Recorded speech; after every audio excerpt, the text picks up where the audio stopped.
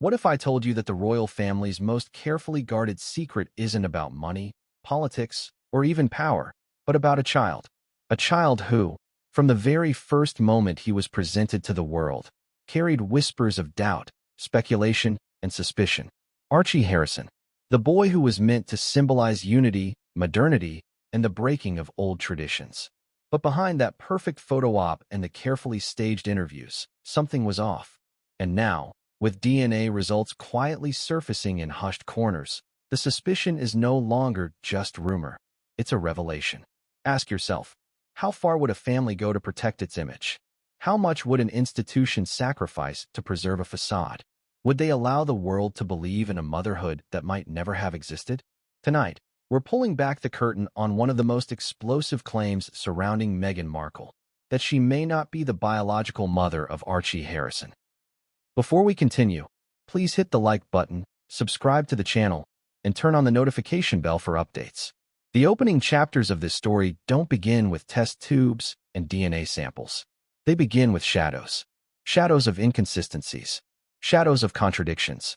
Shadows that most people brushed aside at first, dismissing them as tabloid nonsense or the inevitable cost of fame. But shadows have a way of creeping into the light when the truth refuses to stay buried. And the truth, as we'll uncover, isn't just scandalous, it's devastating. From the earliest days of Meghan's announced pregnancy, there were doubts. Her bump appeared, disappeared, and then reappeared in ways that had even seasoned royal watchers scratching their heads. One day, it looked round and firm. The next day, flat as if it had vanished altogether. Photographers noticed. Fans noticed. Even critics who desperately wanted to defend Meghan admitted something seemed odd. And when the palace refused to clarify details, such as which hospital Meghan would deliver in, or even who her attending doctors were, the silence only added fuel to the fire. Now think about this. Every royal birth before Archie's had followed tradition. We saw Diana emerge with William and Harry at the Lindo wing, exhausted yet glowing, cameras flashing as history was made. We saw Kate, 3 times, stepping out with George, Charlotte, and Louis, a symbol of continuity and openness. But Meghan? Meghan's birth plan was cloaked in secrecy. We were told she wanted privacy, that she wanted things done differently. But was that privacy, or was it something more? Let's be honest. Privacy and secrecy are not the same. Privacy protects your personal life. Secrecy hides the truth. And as details about Meghan's pregnancy piled up, the line between privacy and secrecy blurred until people could no longer ignore it. Was Meghan hiding? Or was Meghan covering? And here's where the contradictions start to break down. Meghan gave interviews hinting at a natural home birth. Then there were reports she had been rushed to a private hospital. Then, suddenly, Archie was born, but the official announcement was delayed, confusing, and inconsistent. First, Buckingham Palace announced she was in labor. Hours later, it was revealed she had already given birth. How does that timeline make sense? How does a family with the most sophisticated press office in the world accidentally get the timing of a royal birth wrong? Unless, of course, the birth didn't happen the way they wanted us to believe. I want you to picture this moment. The world's cameras waiting outside, journalists refreshing their feeds, royal watchers breathlessly speculating. And then, silence. No proud father stepping out, no exhausted mother beaming with joy, no tiny baby swaddled in white making his debut. Instead, we got confusion. We got carefully staged photos days later, in a controlled environment, no hospital steps, no medical staff in sight. Doesn't that strike you as unusual? Doesn't that feel more like stage management than reality? And then there's the photo, the one image that sparked endless debates online. Meghan, smiling, holding Archie, and Harry beaming beside her. But look closely, very closely. Critics pointed out the baby seemed almost too perfect. His skin tone, his features, his size didn't quite match the timeline of when he was supposedly born. Some even questioned whether Archie looked like a newborn at all. Was he older than reported? Was something deliberately concealed? And here's where the story deepens. When DNA whispers began circulating, it wasn't just tabloids. It wasn't just bloggers. It was insiders, people close to the royal circle who claimed that a test had been conducted. A test that confirmed what so many had already suspected. Meghan Markle may not be Archie's biological mother. But let's pause for a second. Why does this matter? Why should we care? Isn't Archie just a child, innocent of all this drama? Yes, he is. But lineage, bloodline, and biological truth matter enormously in the monarchy. Every child born into the royal family isn't just a baby, they're a symbol, a living guarantee of continuity, legitimacy, and tradition. And if Archie's origins are not as they were presented, then everything from his titles to his place in the line of succession could be called into question. Now, imagine the stakes. The royal family already scarred by scandals, from Diana's tragic fate to Prince Andrew's disgrace. The monarchy fighting to stay relevant in the modern world. And then this, a child whose very existence could fracture the institution from the inside out. Do you see now why this story matters? Why the whispers never went away? But here's the part that should chill you. This DNA revelation, if true, would mean the monarchy knowingly allowed a falsehood to take root at the heart of its legacy. That every smiling picture, every official announcement, every carefully worded press release was not just spin, but deception. Ask yourself, what kind of family would allow that? What kind of institution would gamble with its credibility on something so fundamental? Was it desperation to modernize? Was it fear of scandal? Or was it Meghan's influence overpowering the traditions of the palace? And yet, even now, the palace refuses to address the claims directly. Meghan and Harry brush them off as conspiracy theories. But think back to every conspiracy you've ever heard in royal history. How many turned out to be true? How many whispers about Diana, Camilla, Charles, or Andrew were laughed off at first, until evidence proved otherwise? It's not the denial that stands out here. It's the silence. Silence where there should be clarity. Silence where there should be proof. If Meghan really carried Archie, if she truly is his biological mother, why not show us the medical records? Why not silence the critics with undeniable facts? The absence of evidence, in this case, speaks volumes. And now, with DNA results allegedly confirming suspicions, we're left with a monarchy teetering on the edge of a revelation it cannot control. Because DNA doesn't lie. DNA doesn't spin. DNA doesn't care about PR or tradition. DNA only tells the truth. And if that truth exposes a carefully maintained illusion, then the monarchy may be standing on shakier ground than anyone imagined. But here's the question we all must ask ourselves. If Meghan isn't Archie's biological mother, then who is? Who brought this child into the world? And why was that truth buried beneath layers of secrecy? Because the answer to that question doesn't just unravel Meghan's story. It unravels everything we thought we knew about Archie, Harry, and the future of the monarchy itself. And as we'll uncover, the journey from rumor to revelation is filled with twists, cover-ups, and betrayals so shocking, you'll wonder how the palace thought they could keep them hidden forever. And that's where our story truly begins. Because the whispers weren't just noise. They were warnings. And now, with the DNA test on the table, the real story is about to explode. But what came next would change everything, and no one saw it coming. The rumors didn't start yesterday. They didn't even start the day Meghan Markle announced she was expecting a child with Prince Harry. They began long before, in subtle whispers, in sharp-eyed observations, and in the relentless scrutiny that has always followed the British royal family. But unlike most fleeting gossip, these whispers refused to die. They clung to Meghan's pregnancy like a shadow, and over time, they grew into a storm. Think about it. Royal pregnancies are usually moments of national joy, celebrated with fanfare, pomp, and tradition. The media covers every detail, from the first announcement to the hospital steps where mother and child make their debut. We saw it with Diana. We saw it with Kate. The image of a glowing new mother holding her child outside the Lindo wing is burned into British history. But with Meghan Markle, things were different. Suspiciously different. Right from the start, there was an air of secrecy that didn't quite add up. The palace's announcement was vague. Details about Meghan's due date were slippery, and her public appearances only fueled more speculation. One day her bump looked large and low, the next day almost non-existent. Was it camera angles, fashion choices, or something else entirely? Observers began compiling side-by-side photos, pointing out inconsistencies that even casual fans couldn't ignore. On one occasion, Meghan bent down, and her stomach seemed to fold unnaturally, fueling online chatter about whether she was wearing a prosthetic bump. Now let's pause here. Normally, Such claims would be dismissed as cruel conspiracy theories. But in this case, the lack of clarity from the palace allowed the speculation to grow. And grow it did. Remember when Meghan made a surprise appearance at an event and her bump appeared significantly smaller than it had just days earlier? The media dismissed it as lighting or clothing. But regular people, watching closely, began asking the questions journalists were too nervous to print. Was Meghan really pregnant? Or was something else happening behind closed doors?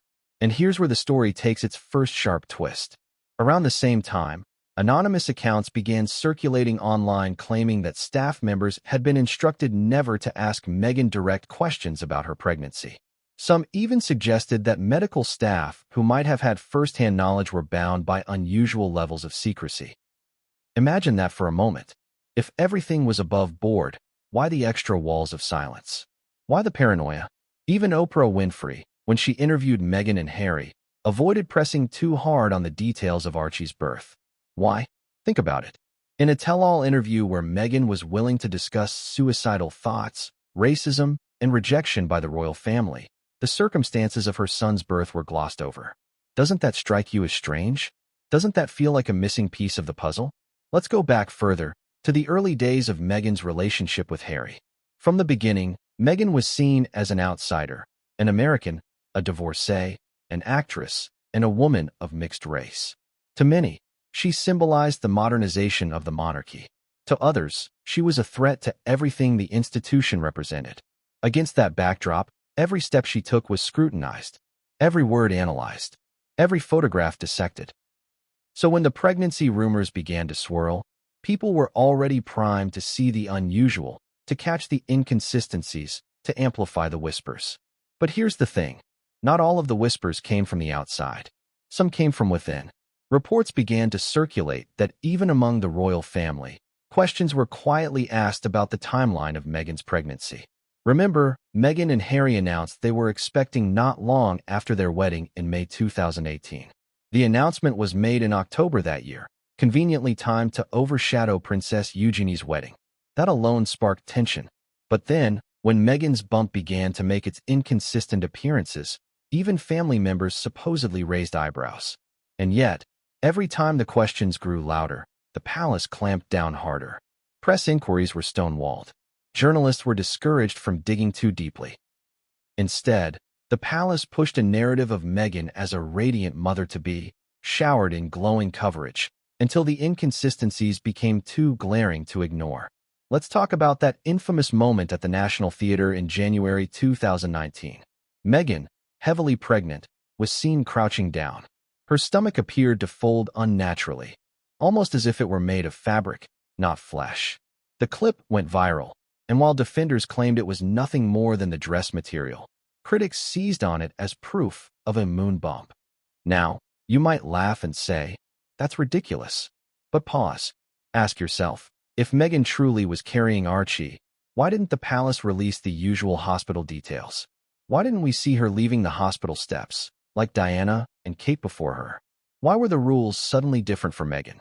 If it was privacy, fine. But the royal family has never been a private institution. The monarchy survives on spectacle, on visibility, on shared public moments. For Meghan's child, suddenly, the rules changed. And that abrupt break from tradition fueled the fire of doubt. And the doubt only grew stronger after Archie's birth was announced. The palace initially said Meghan was in labor, when in fact, she had supposedly already delivered hours earlier. Think about that for a second. A family with the most sophisticated PR machinery in the world messed up the announcement of a royal birth? Or was it a cover story hastily thrown together to mask a far more complicated truth? Now, here's where it gets darker. Some insiders claim that the palace deliberately kept Meghan away from the Lindo wing to avoid scrutiny. Why? Because the staff there were too well known, too credible, too connected to the press. If Meghan gave birth there, the truth couldn't be hidden. Instead, Archie's birth was shrouded in mystery. We never got the traditional hospital step photo. We never got the candid moment of reality. We got staged pictures, days later, in a castle hallway, under tightly controlled circumstances. Doesn't it all feel off? Doesn't it all feel scripted? The rumors never died because the inconsistencies never stopped. Every photograph, every press release, every evasive answer from Meghan and Harry seemed to deepen the mystery rather than clarify it. And in the vacuum of truth, speculation thrives. That's how the whispers evolved into theories, and the theories into something far more dangerous, suspicion. But the most dangerous thing about rumors is that sometimes they're rooted in reality. And in this case, one shocking leak would transform whispers into a narrative the palace could no longer dismiss. Because someone, somewhere close to the heart of the royal machine, claimed to have seen proof. Proof that Meghan Markle's pregnancy wasn't what the world believed. Proof that would lead directly to the demand for DNA confirmation. And that's where the whispers became a storm. But if the rumors had shocked the public, the next revelation would stun them even more, because it didn't just question Meghan's pregnancy. It questioned the very foundation of Archie's birth story. And what came next would force the palace into a corner they had desperately tried to avoid. What if I told you that the biggest puzzle of Meghan Markle's story isn't her rise from Hollywood actress to duchess, but the pregnancy that followed? A pregnancy that seemed, from the very beginning, to defy the usual expectations of time, biology, and royal tradition. A pregnancy that left even seasoned royal observers asking, what exactly was going on? The pregnancy puzzle is what kept the whispers alive. Because while the palace wanted us to believe in a glowing fairy tale, the pictures, the timelines, and the details told a very different story. And in this puzzle, the pieces don't fit neatly. They slide, they overlap, they leave empty spaces that the palace never managed to fill. Let's rewind to October 2018. Meghan and Harry announced they were expecting during their tour of Australia, just months after their wedding. On the surface, the news was met with joy. Crowds cheered. Headlines gushed. It was the perfect narrative, the modern royal couple starting a family. But right away, eagle-eyed viewers noticed something strange. Meghan's bump appeared almost overnight. One week she was slender, the next she seemed several months along. Was it simply clever styling? Or had the palace delayed the announcement until the pregnancy was already much further along? And then came the photographs. Oh, the photographs. Meghan's bump was the most photographed bump in royal history, and that became a double-edged sword. Because the more photos appeared, the more inconsistencies people noticed. Some days, her belly seemed low and heavy, like a woman nearing the final stages of pregnancy. Other days, it looked small, high, almost non-existent. In one infamous photo, Meghan appeared nearly flat-stomached in a coat, only to show a round, pronounced bump the very next day. Ask yourself, does pregnancy fluctuate like that? Can a baby bump grow and shrink within 24 hours? Or was something being concealed or staged? It didn't help that Meghan loved to cradle her bump constantly, at events, on stage. Even while simply walking into a building, her hands were firmly placed over her stomach. For some, it was a tender gesture. For others, it felt forced, like she was drawing attention to something she wanted the world to focus on, as if saying, see, look at my pregnancy. But here's the contradiction. If Meghan was genuinely carrying Archie, why the exaggerated display? Why the need to constantly emphasize it? Real mothers often joke that they're trying to forget how heavy their bellies feel, not put them on parade. And then there's the footage. The clip that went viral. Meghan bending down, her stomach folding in an unnatural way.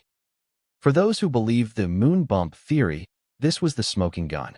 They claimed her belly was a prosthetic, a carefully designed fake worn under her clothes. Of course, her defenders argued it was nothing more than the fabric of her dress bunching up. But the damage was done. That moment became one of the most replayed, reanalyzed clips in royal history, fueling the theory that Meghan wasn't carrying Archie at all. But let's take this further. Do you remember the story of Meghan's baby shower? In New York, February 2019, with Serena Williams and Amal Clooney attending. Paparazzi snapped photos of Meghan arriving in a tight dress that showed off her bump. Some observers claimed it looked unusually round and firm, almost as if it were padded. Again, perhaps just styling, but once doubt takes hold, every image is suspect. And then came the timeline contradictions. Meghan was said to be due in spring 2019. By April, speculation was running wild. Was she overdue? Had she already given birth? Why wasn't the palace providing updates? Compare this to Kate's pregnancies, where the palace regularly updated the press, providing due dates, hospital plans, even medical staff names. With Meghan, there was only silence. A silence that screamed louder than any official announcement. Now let's pause. For an institution like the monarchy, the stakes could not be higher. This isn't about gossip, it's about legitimacy. Royal lineage isn't just a family matter, it's a constitutional one. So why would an insider risk everything to speak? Was it guilt? Was it frustration at the lies? Or was it fear that the monarchy was teetering on the edge of deception too monumental to sustain? The confession centered on the events surrounding Archie's supposed birth. According to this account, Meghan was never seen in the delivery suite at Portland Hospital. Staff were unusually restricted, with certain areas closed off and access limited to only a handful of people. Some claimed Meghan's name never appeared on the patient roster. Others insisted that while Harry was spotted in the area, Meghan herself was nowhere to be found. Even more damning, the insider suggested that a surrogate had been quietly used, and that the palace's frantic secrecy was designed to prevent this truth from ever reaching the public. If true, this explained everything. The contradictory timelines, the absence of hospital photographs, the lack of medical staff confirmations, and Meghan's remarkably effortless appearance just 2 days after Archie's birth. Think about that for a second. If Meghan hadn't physically endured childbirth, her glowing appearance, her slim figure, and her ability to walk in heels suddenly made sense. What didn't make sense was the palace's choice to weave an illusion instead of admitting the truth. The insider's words also hinted at something darker, that multiple people in the royal household knew, but were sworn to silence. Gag orders, threats of dismissal, and non-disclosure agreements ensured that only whispers leaked out. Yet even within the family, unease grew. Could it be that William and Kate, Charles, even the late Queen herself, had been kept partially in the dark? Or did they know, and simply decide that silence was safer than scandal? One detail from the confession hit particularly hard: the timeline of Meghan's bump. According to the insider, there were days when Meghan wore a prosthetic bump to maintain appearances, swapping between different sizes depending on the event. On casual outings, the bump appeared small and discreet. At formal engagements, it grew larger, more theatrical, designed to emphasize her status as a glowing mother-to-be. This, the insider claimed, was why the bump seemed to shift so dramatically in photos. It wasn't the camera. It wasn't the clothing. It was stagecraft. And if that sounds outrageous, remember this: Hollywood has long used prosthetics to simulate pregnancy. Meghan, an actress by trade, would have been well aware of how convincing such devices could be. Was this the role of her life? Playing not just the Duchess of Sussex, but the mother of a royal child? The confession also shed light on the palace's chaotic press releases. Remember when the palace announced Meghan was in labor hours after Archie had supposedly already been born? According to the insider, this wasn't incompetence, it was damage control. A surrogate had delivered Archie earlier, but the palace needed time to manage the optics, to craft a narrative that kept Meghan at the center. The in labor announcement was a delay tactic, buying them precious hours to finalize the story. If you think that sounds extreme, consider the alternative. Could the most powerful PR machine in Britain really bungle something so significant by accident? Or was it a deliberate misdirection? And here's where the confession struck at the heart of the monarchy. If a surrogate had been used, Archie's status in the line of succession could be challenged. The monarchy is built on bloodlines. The biological connection between monarch and child is not symbolic, it's essential. If Meghan was not Archie's biological mother, what did that mean for his royal future? For his titles? For his legitimacy? The insider didn't answer those questions. They couldn't, but their confession raised them in a way that could not be ignored. Even Harry's role was questioned. Did he know? Was he complicit in the deception, or was he protecting Meghan out of loyalty, blinded by love? The insider hinted that Harry was aware of the arrangement, but deeply conflicted. He loved his son, no one doubted that, but he also understood the weight of tradition. To admit the truth would devastate the monarchy. To lie would devastate his credibility. It was a no-win situation. And so, the cover-up continued. The palace stonewalled, Meghan and Harry dismissed questions with indignation, and official records were scrubbed clean. But the insider's confession planted a seed that could not be uprooted. Once the possibility of surrogacy entered the conversation, everything else. The photos, the timelines, the secrecy, seemed to fall neatly into place. Ask yourself this. Why would someone close to the royal circle risk leaking such a story? Why risk their job, their reputation, their freedom? People don't take risks like that without a reason. Perhaps it was conscience. Perhaps it was fear of what the monarchy would become if it continued down a path of deception. Or perhaps it was simply the knowledge that truth, no matter how deeply buried, eventually finds its way to the surface. The confession changed everything. What had once been dismissed as fringe conspiracy suddenly gained the weight of plausibility. Journalists began digging harder. Commentators stopped laughing off the rumors. Even members of the public who had once defended Meghan began asking uncomfortable questions. The palace had tried to smother the fire, but the insider's words poured gasoline on the flames. And yet, as explosive as the confession was, it was only the beginning. Because if the palace could cover up the circumstances of Archie's birth, what else were they hiding? What other truths were being buried beneath polished statements and staged photographs? The insider's revelation opened the door to the next, even more dangerous step, the demand for DNA. Because if Meghan truly was Archie's mother, a simple test could end the speculation once and for all. But if she wasn't, then the monarchy was facing a scandal of seismic proportions. And what came next would drag the entire royal family into a fight they could no longer control. What happens when whispers become so loud they can no longer be ignored? When rumors stop being dismissed as conspiracy and start sounding like legitimate questions. That's exactly what happened after the insider confession we just explored. Suddenly, the conversation shifted. It was no longer enough to speculate about bumps, timelines, or hospital mysteries. People wanted proof. Hard proof.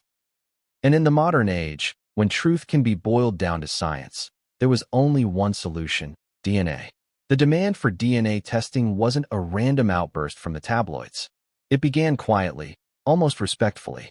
Journalists started to ask whether Meghan and Harry would allow some kind of verification to silence the rumors. Royals, after all, had provided forms of proof before. Diana's pregnancies were documented and photographed. Kate's labors were confirmed by official hospital staff, and birth certificates were always straightforward. Why not now? Why not with Archie? If Meghan was truly his biological mother, why not simply prove it and end the speculation once and for all? But here's the twist. The very refusal to provide DNA, or even to entertain the idea, only made the whispers louder. Silence can protect privacy, yes, but silence can also look like guilt. And in this case, the silence from Meghan, Harry, and the palace felt deafening. Think about it. A DNA test is definitive. It doesn't bend to PR spin. It doesn't care about public image. It just tells the truth. So why resist it? If Meghan and Harry had nothing to hide, a DNA test would have been their greatest weapon against the skeptics. Instead, their refusal became fuel for the fire, and the demand for DNA grew into a roar. Some say the demand began within the press, but others claim it was sparked from inside the royal family itself. Allegedly, questions were raised by senior royals about inconsistencies in Archie's birth story. Was it Charles? William? Perhaps even the Queen? We may never know. But what we do know is this. The palace, for all its talk of privacy, is an institution obsessed with lineage. Bloodlines aren't just symbolic. They're the foundation of the monarchy's legitimacy. If anyone had reason to demand DNA, it was the royals themselves. And here's where the tension becomes unbearable. If Meghan was indeed not the biological mother, then DNA would expose the cover-up instantly. It would mean the monarchy had deceived the entire world. But if Meghan refused DNA testing, that refusal in itself would be seen as suspicious. Damned if you do, damned if you don't. This is when the speculation took on new life online. Hashtags trended. Forums exploded. Every photo of Archie was scrutinized, every interview dissected. Does he look like Meghan? People asked. Does he resemble Harry? Or does he take after someone else entirely? Photos of Archie were compared to Meghan's childhood pictures, to Harry's baby photos, even to distant relatives. Every resemblance, or lack thereof, was presented as evidence. And then came the whispers of private DNA testing. According to some reports, a test was conducted discreetly, behind closed doors, away from public view. Who ordered it? That remains a mystery. Some say it was a senior royal, desperate for clarity. Others say it was an outside source, perhaps a journalist or a family acquaintance. But the claim is chilling. The test results confirmed what many already suspected. Meghan was not Archie's biological mother. Of course, the palace denied it. Meghan and Harry never addressed it directly. But the very existence of that rumor changed everything. Because once the idea of a DNA test entered the conversation, the pregnancy puzzle and hospital mystery suddenly had context. They weren't just oddities. They were clues pointing to a deeper truth. Let's pause and consider the emotional stakes here. For Meghan, if she truly was Archie's biological mother, imagine the pain of being accused otherwise. Imagine the cruelty of having your bond with your child questioned. But for her critics, the inconsistencies were too glaring to ignore. And for Harry, the situation was even more complex. If the DNA rumor was true, then he was caught in the middle of a lie too explosive to reveal. If it wasn't true, then why not demand the test himself to protect his wife and child? Why stay silent? That silence is what keeps the demand alive. Because without a clear, transparent answer, every contradiction becomes another reason to doubt. Every denial looks like a cover-up, and every refusal to test looks like proof of guilt. Here's the irony. The more Meghan and Harry fought against the speculation, the stronger the demand for DNA became. Every lawsuit against the press, every statement about privacy, every defensive interview only deepened public curiosity. After all, if you want a rumor to die, you starve it. But Meghan and Harry, perhaps unintentionally, kept feeding it. And then there's the monarchy itself. Think about the implications if DNA ever proved Meghan wasn't the biological mother. Archie's place in the line of succession could be questioned. His titles, his future, his legitimacy, everything could collapse. The monarchy's reputation, already fragile after years of scandal, would face a crisis unlike any other. This wasn't about money or politics. It was about the very blood that runs through the veins of the institution.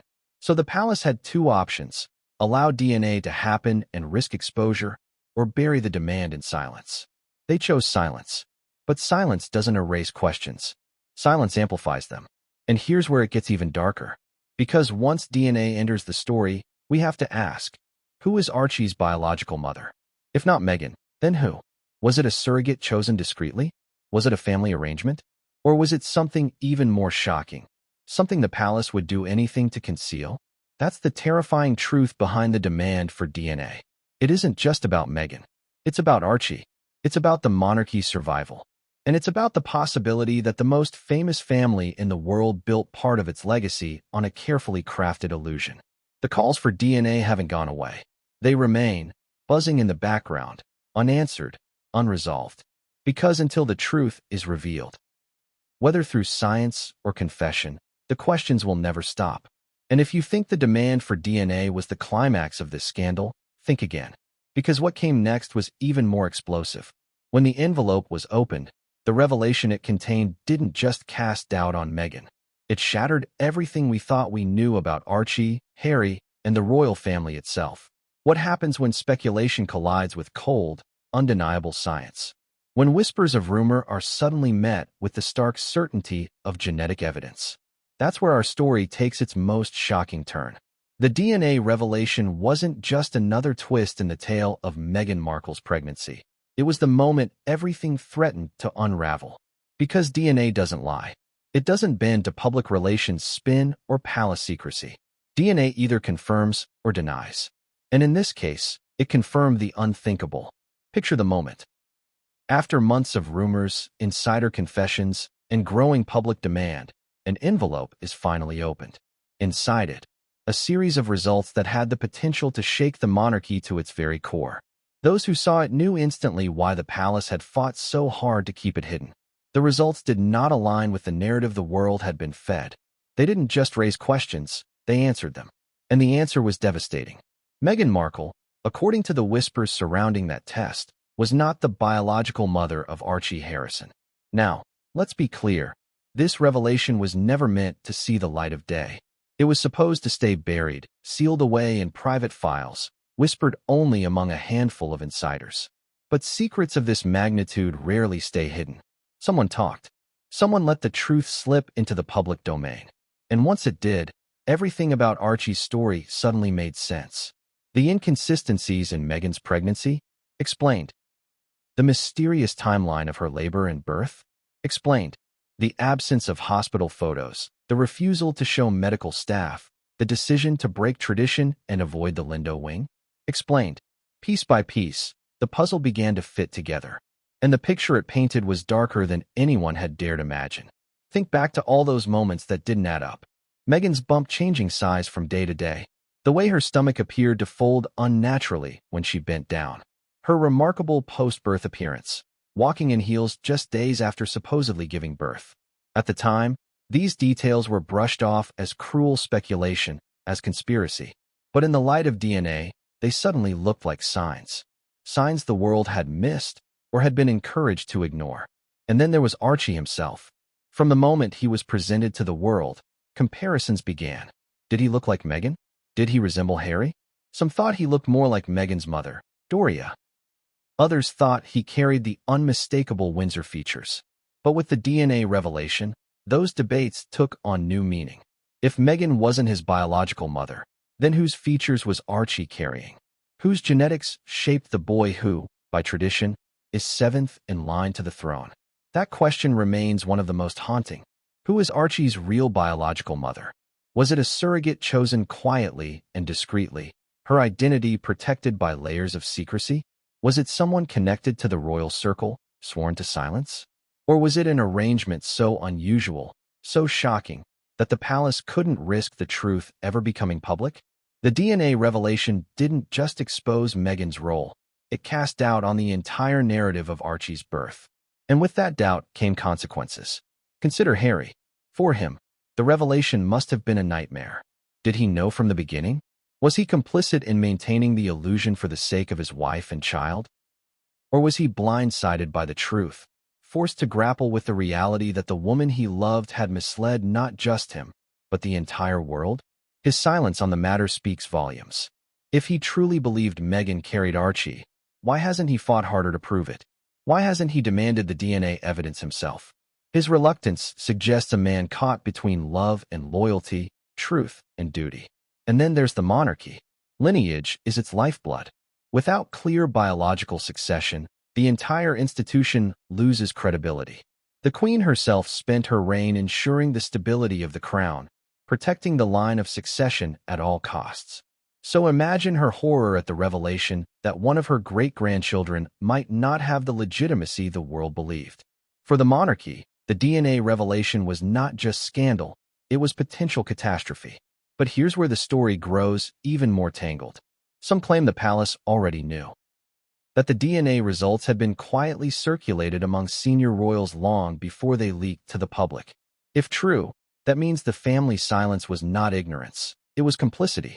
A deliberate choice to present a falsehood to the world, to maintain the illusion of continuity, to protect the crown at the expense of the truth. And if that's the case, then the DNA revelation doesn't just expose Meghan. It exposes the monarchy itself as an institution willing to deceive its people for survival. Now think about the implications for Archie, an innocent child caught in the middle of this web of secrecy. What does it mean for his future? For his titles? For his place in the line of succession? If Meghan is not his biological mother, does that strip him of legitimacy? Or does Harry's bloodline alone secure his place? These are not just personal questions, they are constitutional ones. Questions that could destabilize the monarchy in ways not seen since the abdication crisis of 1936. And the public? Once the DNA revelation leaked, trust began to erode. People who had once defended Meghan now hesitated. Commentators who had dismissed the rumors suddenly reconsidered. The phrase, "where there's smoke, there's fire," echoed across headlines and broadcasts. The monarchy's reputation, already fragile after years of scandal, took yet another blow. But the most chilling part of the DNA revelation wasn't just the result itself. It was what it implied. If Meghan wasn't Archie's mother, who had orchestrated the cover-up, was it Meghan and Harry alone? Or was the palace complicit from the very beginning? And if the palace was complicit, what else have they hidden? What other truths lie buried beneath centuries of tradition and secrecy? Because DNA doesn't just reveal biology, it reveals betrayal. It reveals deception. And in this case, it revealed a truth so explosive, the monarchy would do anything to keep it buried. But here's the cruel irony. The DNA revelation, as damning as it was, wasn't the end of the story. It was the beginning of something even darker. Because once Meghan's role was questioned, attention turned elsewhere. If she wasn't the biological mother, then who was? And in the search for that answer, even more shocking secrets began to surface. The DNA revelation wasn't the final chapter. It was the key that unlocked a door the palace had hoped W. Now let's consider the medical details, or rather, the lack of them. The palace never confirmed where Meghan intended to give birth. Rumors swirled about a home birth, then about private hospitals. Eventually, it was said Archie was delivered at Portland Hospital in London. But curiously, Portland staff remained silent. No photos of Meghan entering or leaving. No nurses or doctors speaking out, as often happens with royal births. Instead, a total blackout. Why the secrecy? Why no acknowledgement from the very institution where this historic birth supposedly took place? And think about this. Where were the hospital step photos? Every royal before Meghan followed tradition. Diana stood proudly with William and Harry. Kate did the same with George, Charlotte, and Louis. It was more than tradition. It was an unspoken contract between the monarchy and the people, openness in exchange for loyalty. But Meghan broke that chain. She and Harry presented Archie days later, inside Windsor Castle, far from hospital steps, surrounded by silence instead of cheering crowds. The palace explained it as a desire for privacy. But was it privacy, or was it necessity? Because if Meghan had not given birth, if Archie's arrival involved a surrogate or another arrangement, then those hospital steps would have been impossible. Tradition had to be broken. The risk of exposure was too high. Now here's another piece of the puzzle, Meghan's demeanor. Throughout her pregnancy, Meghan traveled extensively, worked tirelessly, and carried out engagements with an energy that surprised even her admirers. She was flying to Morocco, crisscrossing the UK, wearing heels, crouching down, hugging people, bending without hesitation. Admirable? Absolutely. But for many mothers, it rang false. I couldn't even bend over at 7 months, some women said. How is she doing this with ease? The contrast between Meghan's apparent physical freedom and the usual struggles of pregnancy only heightened suspicions. And then there were her words. Meghan once referred to her pregnancy as fun, a word that raised eyebrows among mothers who recalled morning sickness, back pain, swollen feet, and exhaustion. To call pregnancy fun seemed off. Was it simply her positivity, or was it a slip, a reflection of someone who wasn't physically enduring the realities of pregnancy at all? Piece by piece, the puzzle grew. Photographs that didn't match timelines. Statements that didn't align with reality. Traditions that were broken without clear reason. And at the heart of it all, a palace that offered no clarity, no explanation, no transparency. Silence, secrecy, and confusion. And in the vacuum of truth, theories thrived. Was Meghan wearing a prosthetic bump? Did a surrogate carry Archie? Was the timeline fabricated to present a neat fairy tale to the world? These weren't just fringe questions.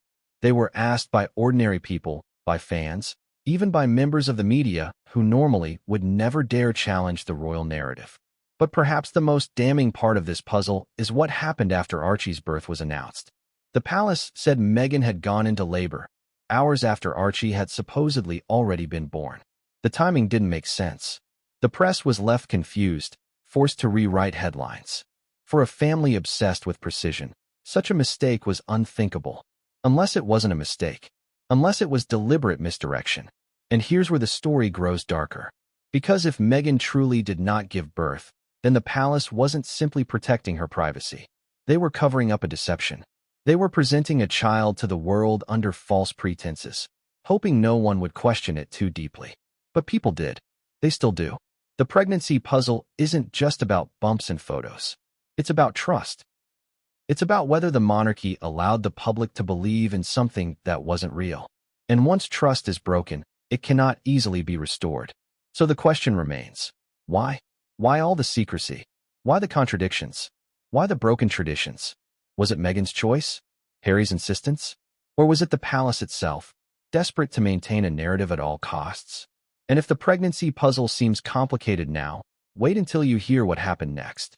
Because when the inconsistencies piled too high, even the palace couldn't silence the whispers anymore. And that's when the demands for answers became impossible to ignore. But those answers, when they came, would lead us into territory darker than anyone had imagined. What happens when the most powerful family in Britain, perhaps even the world, is confronted with whispers that threaten its very foundation? The British monarchy has weathered storms for centuries: wars, scandals, abdications, betrayals. But the claims surrounding Meghan Markle's pregnancy were unlike anything Buckingham Palace had faced in modern times. Because this wasn't just gossip. This wasn't just tabloid headlines. This was a narrative that cut to the very heart of legitimacy, lineage, and truth. And so, when the whispers became too loud to ignore, the palace did what it has always done best. It denied, deflected, and tried to control the story. But here's the problem. The more they tried to bury it, the more suspicious the world became. Let's start with the official tone. The palace press office, known for its polished, scripted responses, became unusually cagey when it came to Meghan's pregnancy. Questions from journalists were met with vague answers, or worse, no answers at all. Unlike with Kate's pregnancies, where details about due dates, doctors, and hospital arrangements were openly shared, Meghan's journey was cloaked in secrecy. It's a private matter, they said. The Duke and Duchess have chosen a different path. But privacy doesn't explain contradictions. Privacy doesn't explain changing stories. And privacy doesn't silence the press corps who, for decades, have been given just enough access to keep the monarchy afloat. Think about the way the palace handled the timeline of Archie's birth. One moment, Meghan was said to be in labor. Hours later, we were told she had already given birth. Headlines had to be rewritten. Anchors had to issue corrections. It made the palace look either incompetent or deceptive. And this is Buckingham Palace we're talking about. They do not make sloppy mistakes. Every press release, every word, is carefully measured. So why, on the most historic of occasions, was their message so muddled? Was it panic? Or was it cover-up? Now, consider Meghan and Harry's own responses. When asked about the rumors surrounding her pregnancy, Meghan dismissed them as ridiculous. Harry bristled, accusing the media of cruelty and obsession. But notice their strategy. They never directly addressed the specific claims. They never offered proof. No medical records. No hospital statements. Nothing that could immediately put the speculation to rest. Instead, they relied on moral outrage. How dare you question this? How cruel of you to doubt a mother. It was an emotional shield, not a factual one. And here's where the contradictions started to pile up. In one interview, Meghan suggested she wanted a natural home birth. In another, reports surfaced that she had been rushed to Portland Hospital. Which was it? A serene home delivery or a discreet hospital birth? The palace never clarified, and Meghan never explained. That vacuum of truth became the breeding ground for suspicion. Then came the photos. When Harry and Meghan finally presented Archie to the world, it wasn't outside a hospital, surrounded by doctors and staff, like tradition dictated. Instead, it was days later, inside Windsor Castle, under carefully controlled conditions. No candid shots. No raw emotions. Just a staged photo op in a hallway. For many, it didn't feel real. It felt manufactured. And the palace's refusal to explain why tradition had been broken only fueled the fire. Behind the scenes, reports suggest that even members of the royal family were uneasy. Allegedly, senior royals raised quiet questions about the inconsistencies. But the palace machine rolled on, determined to project unity. The official line was clear. Meghan was the proud mother, Archie was her son, and anyone suggesting otherwise was indulging in conspiracy. Yet those very denials only made the whispers louder. After all, history had shown that when the palace denies too strongly, it usually means there's something to hide. Think about Prince Andrew's infamous interview where he denied ever meeting Virginia Giuffre. His tone was indignant, his words absolute. And yet, we now know those denials were hollow. The palace has a track record of circling the wagons around its members, defending them until the defense collapses under the weight of truth. Could Meghan's story be following the same pattern? And then there's the media dynamic. Meghan and Harry accused the British tabloids of racism, of cruelty, of a campaign to destroy her. Many people believe them. And yes, the British press has a history of tearing down women who marry into the royal family. Just ask Diana. But here's the contradiction. If the press truly was so ruthless, why didn't they press harder on the pregnancy inconsistencies? Why didn't they demand medical records, hospital proof, eyewitness accounts? Could it be that the palace exerted pressure behind the scenes, warning outlets to tread carefully? After all, when it comes to controlling narratives, no one does it better than Buckingham Palace. Yet, despite the palace's efforts, leaks continued. Anonymous insiders whispered about unusual instructions given to staff, about medical professionals bound by silence, about confusion within the family itself. And these weren't fringe tabloids reporting this. These were respected journalists, seasoned royal correspondents, people with decades of experience. They weren't pushing conspiracy. They were pointing out contradictions the palace refused to resolve. Let's pause here. Imagine you're the palace. You know the world is watching. You know whispers of surrogacy and fake bumps are circulating online. You have the power to end it instantly. Release the documents. Provide the proof. Silence the speculation. But you don't. Why? Is it stubbornness? Arrogance? Or is it fear that the proof would confirm what people already suspected? And then there's Harry himself. Protective, defensive, visibly angry whenever Meghan was criticized. But some noticed something else. In moments when Meghan spoke about her pregnancy, Harry often looked down, fidgeted, or avoided eye contact.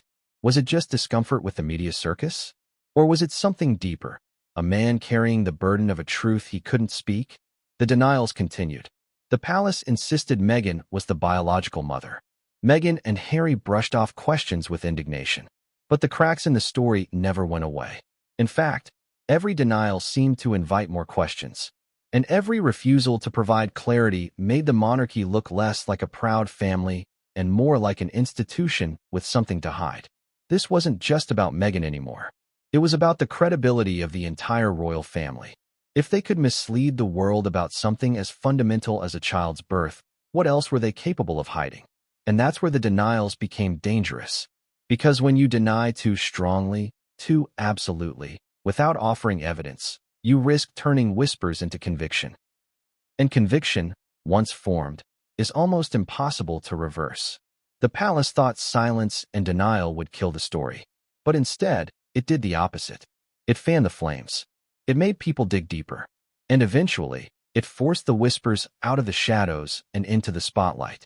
Because one insider, unable to stomach the deception any longer, decided to speak.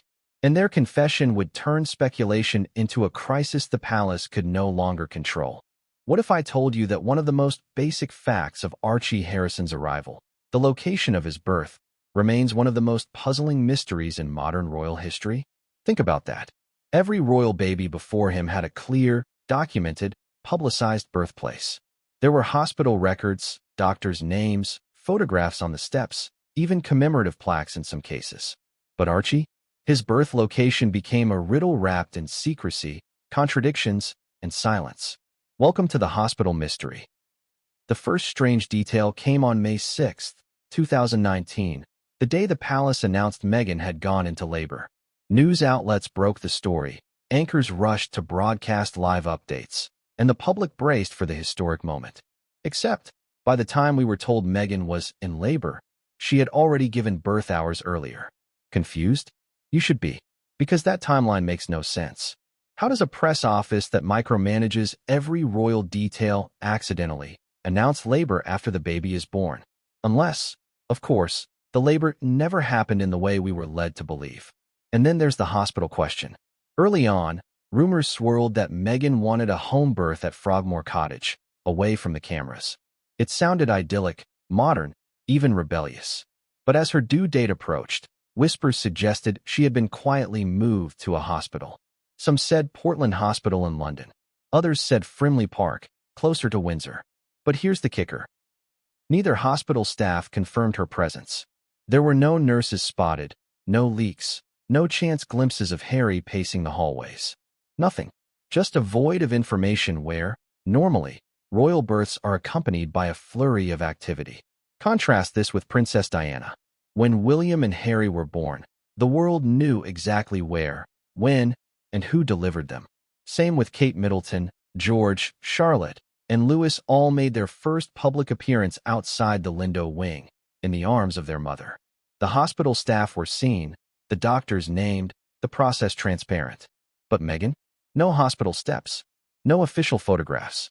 No public acknowledgement from medical professionals.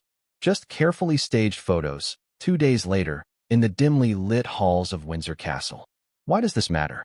Because secrecy where there should be transparency always raises suspicion.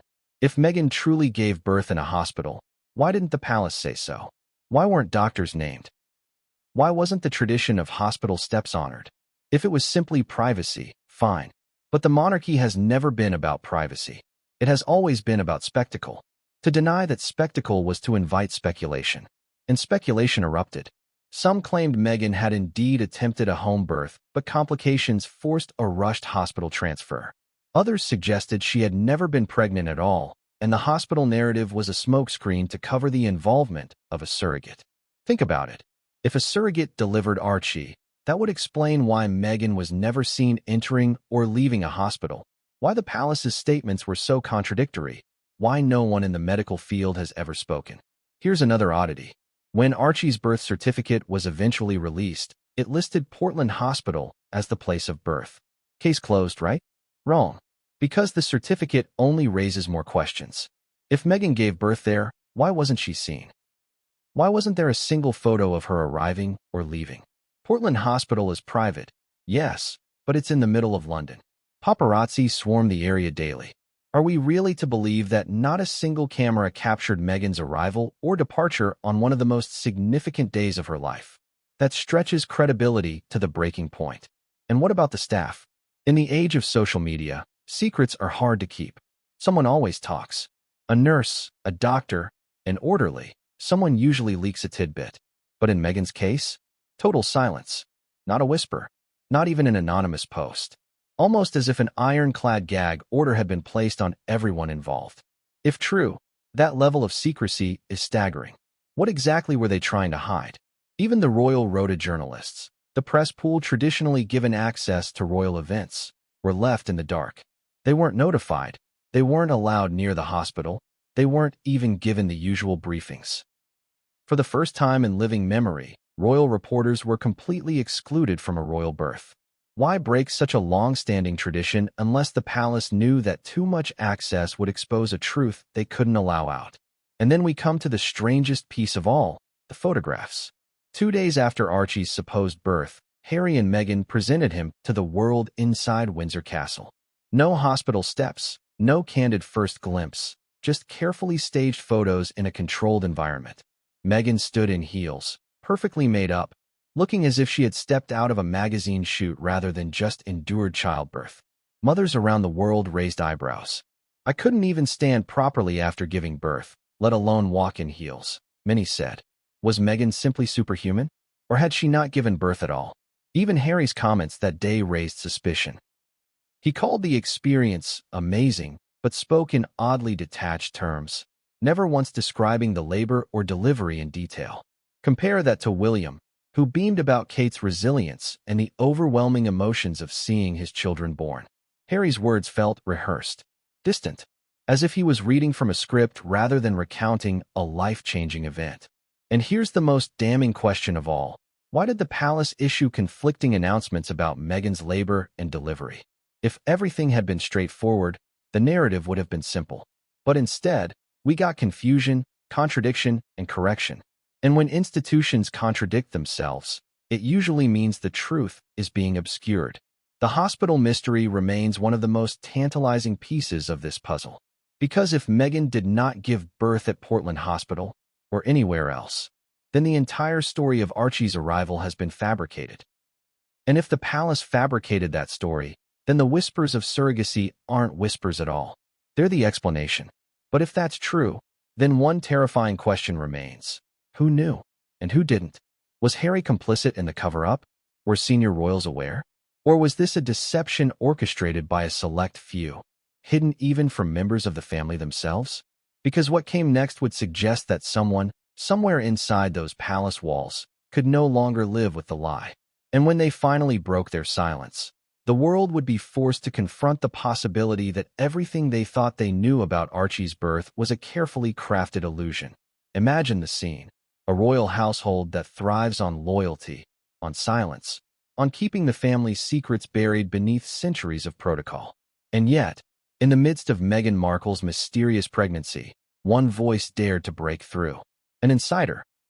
Someone who claimed to have seen what the rest of us weren't meant to see. Someone who couldn't carry the weight of secrecy any longer.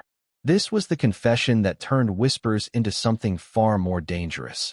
A storm of suspicion that the palace could no longer dismiss. At first, the confession didn't come in the form of a front-page headline. It slipped quietly into the public domain, through anonymous tips, through hushed interviews, through carefully worded leaks that only those who were paying attention could piece together. The person, said to be connected either to medical staff or to royal aides, painted a picture that contradicted the official story. And what they